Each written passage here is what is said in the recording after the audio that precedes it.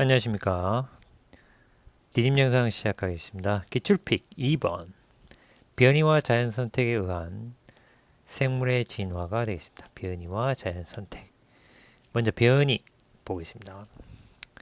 같은 종이라면 자연 상태에서 서로 짝짓기를 해서 새끼를 낳을 수 있는 생물, 그 무리가 같은 종입니다.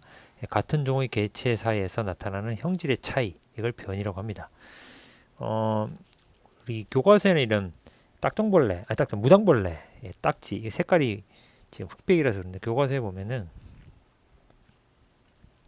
그렇죠? 이게 다 같은 종이잖아요. 모양이 다 무늬가 다 다르죠. 색도 다르고 이게 변이다. 뭐 기린의 목의 길이도 또 이 호랑나비의 날개 무늬 이런 것들도 다 변이가 되죠. 그래서 같은 종 개체 사이에서 나타나는 형질의 차이가 변이다. 그럼 변이 왜 일어나냐? 왜? 원인. 변이는 개체가 가진 유전자의 차이로 나타납니다. 이는 돌연변이와 유성생식 과정에서 생식세포의 다양한 조합으로 발생합니다. 돌연변이는 여기 나와 있죠. 돌연변이. 부모한테 없던 형질이 자손에 나타나는 현상. 부모한테 없었는데 자손한테 갑자기 탁 나타나면 이걸 돌연변이라고 한다. 왜 일어나냐? DNA 유전 정보의 변화, 즉 유전자의 차이로. 돌연변이로 만들어진 새로운 유전자는 자손에게 유전될 수 있다. 푸른 깃털을 가진 공작물에서 흰색 깃털을 가진 공작이 우연히 태어났다. 그럼 이것이 다시 또 유전이 될 수 있다. 그죠? 이 돌연변이와 유성생식 과정. 유성생식은 나오죠? 유성생식. 뜻은 안 나오네요. 유성생식은 암컷, 수컷이 있어가지고 그 성이 있다는 얘기죠. 정자와 난자가 수정이 돼서 암수생세포. 이 암수생세포가 정자 난자죠. 수정이 돼서 형질이 다양한 자손이 태어난 것. 이게 유성생식입니다. 같은 부모로부터 유전자 구성이 다양한 자손이 태어난다. 일부는 이제 부모와 좀 닮기도 하겠죠. 닮기도 하지만 다양한 조합이 만들어져. 예를 들면 밝은 깃털을 가진 비둘기와 어두운 깃털을 가진 비둘기 사이에서 밝고 어두운 얼룩덜룩한 얼룩 비둘기가 나타날 수 있다. 이런 것들도 이제 가능하겠다. 하여튼 변이 원인은 뭐다? 유전자의 차이다. 자연선택. 다양한 변이가 있는 개체들 중에 환경에 적응하기 유리한 형질을 가진 개체가 더 잘 살아남아서 자손을 남기는 과정. 이게 자연선택입니다. 이 환경이, 자연이 그 개체를 선택한다. 환경이, 이게 흑백으로 나오는데, 교과서에는 요 칼라 그렇죠. 요 그림이잖아요. 같은 종의 생물 무리의 다양한 형질. 요거 이제 연두색, 초록색인 애벌레하고 약간 파란색 계열 애벌레가 이렇게 섞여 있어요. 그러면 이게 초록색 이렇게 나뭇잎에 이렇게 있으면 이 파란 애들이 눈에 잘 띄죠. 그러면 이제 이 포식자가 잘 잡아먹겠죠, 애들을. 그러면 남는 애들은 이 초록색인 애들이 남겠죠. 이 초록색 애들이 자연 선택된 거죠. 환경에 적응해서 잘 살아남게 되는 겁니다. 자, 이 그림인데 흑백으로 하니까 잘 안 보이네요. 자, 자연 선택이 일어나는 과정. 자, 자연 선택 요 항생제 내성이 있는 세균의 자연 선택인데 요거는 그러니까 옛날 2015 개정교육과정에서 요 교과서에 이런 얘기가 나왔습니다. 그래서 변이로 항생제 내성이 없는 세균도 있고 항생제 내성이 있는 세균이 이렇게 섞여 있었어요. 이게 자연적으로 이 항생제 내성이 있는 세균이 이렇게 변이가 생겨가지고 이 항생제 유전을 가지면서 돌연변이가 나타난 거지. 그런데 이제 항생제를 사용해버려요. 그러면 항생제 내성이 없는 애들은 이 꽃표 다 죽었다. 그렇죠? 항생제 내성 세균만 살아남은 거지. 얘가 계속해서 증식을 하는 거죠. 증식하니까 이제 여기 두 개 있었는데 증식해서 훨씬 늘어났죠.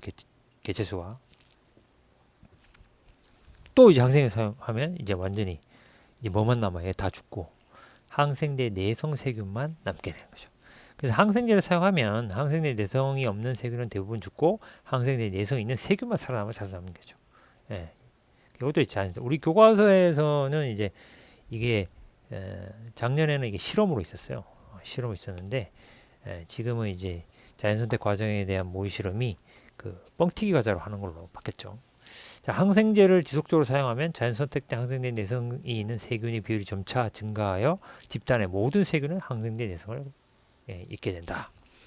다음 남모양 적혈구의 자연 선택인데 남모양 적혈구는 이렇게 적혈구의 모양이 낫처럼 이렇게 생겼어요. 낫처럼 이렇게 생겼는데 정상 적혈은 동그랗게 원반처럼 생겼죠. 그런데 얘네가 아프리카에 뭐가 많아요? 말라리아가 많이 발생합니다. 모기에 의한. 그런데 이제 여기 남모양 적혈구를 갖는 사람의 분포가 색깔이 짙은 부분이죠.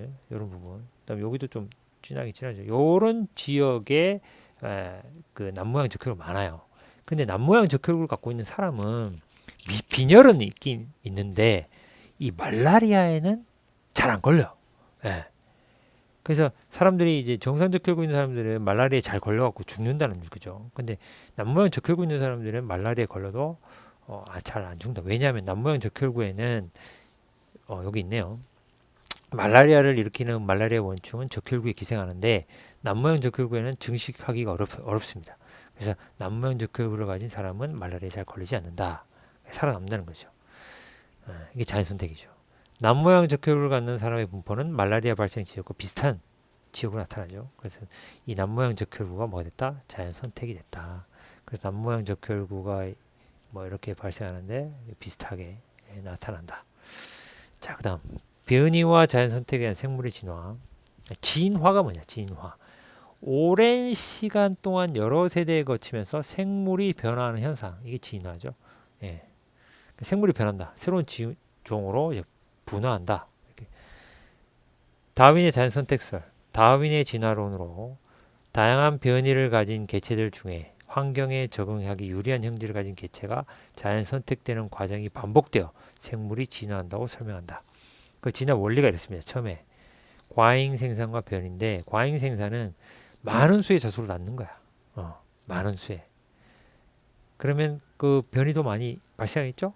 같은 종의 개체들 사이에는 변이가 많이 발생하겠죠? 자손이 많다 보니까. 그럼 이제 과잉 생산한 개체들은 먹이, 서식지, 배우자 등을 차지하기 위해 생존 경쟁을 하겠죠. 생존 경쟁. 다양한 변이를 가진 개체들 중에 환경에 적응하기 유리한 형질을 가진 개체는 생존 경쟁에서 살아남는다. 그래서 자손을 더 많이 남긴다. 그 유전과 진화. 생존 경쟁에서 살아남은 개체가 생존에 유리한 형질을 자손에게 전달하여 그 형질을 가진 개체 수의 비율이 점점 높아지겠죠. 이 과정이 반복되면 진화가 일어난다. 그 지구 환경에 변하면 진화의 방향도 변한다. 그렇죠. 그 환경에 맞는 잘 적응하기가 좋은 유리한 형질을 가진 애들이 살아남으니까 진화의 방향도 변하겠다. 우리 교과서에는 이제 기린, 자연 선택설 설명 기린, 교과서가 칼라죠, 칼라로 한번 보면은 요 페이지에 나와 있죠. 그렇죠. 여기 그렇죠. 많은 수의 기린이 살고 있었고 기린의 목의 길이는 짧은 거에서 긴 거에 다양하다. 짧은 애, 긴 애, 이게 변이죠, 변이. 그러니까 생존 경쟁이 일어나는 겁니다.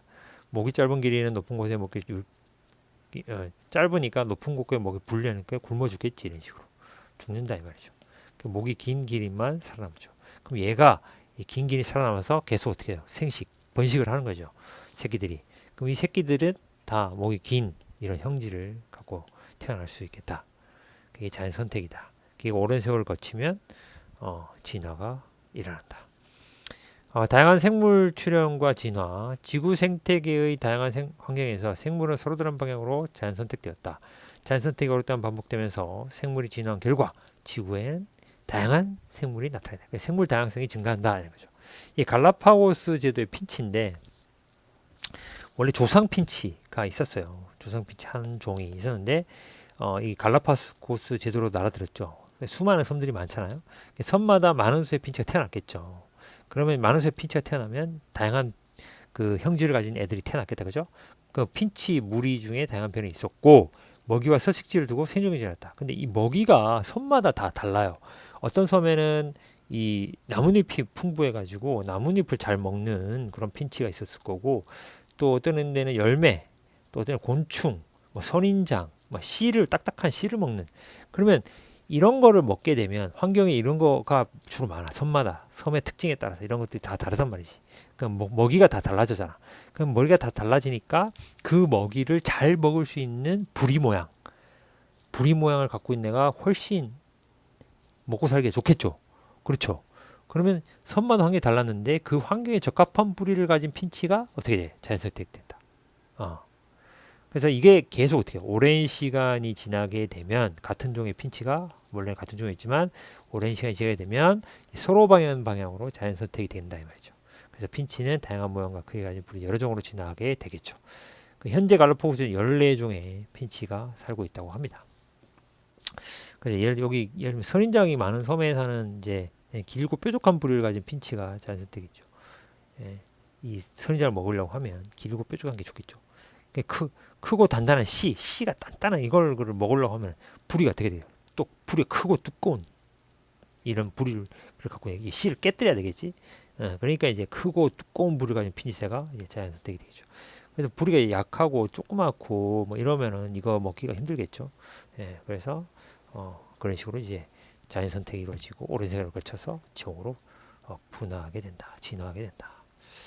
요 핀치 그림도 여기 있어요. 우리 교과서에는 이제 곤충이 많은 섬에 대한 거 그런 게 부리가 이렇게 뾰족하게, 그다음에 이제 씨를 먹는 건 좀 두툼하게 크고 이렇게 되고 선인장 뭐 부리, 열매 먹는 애들 그런 식으로 이제 서로 다른 방향으로 진화하면서 생물 다양성이 점점 증가하게 됐다.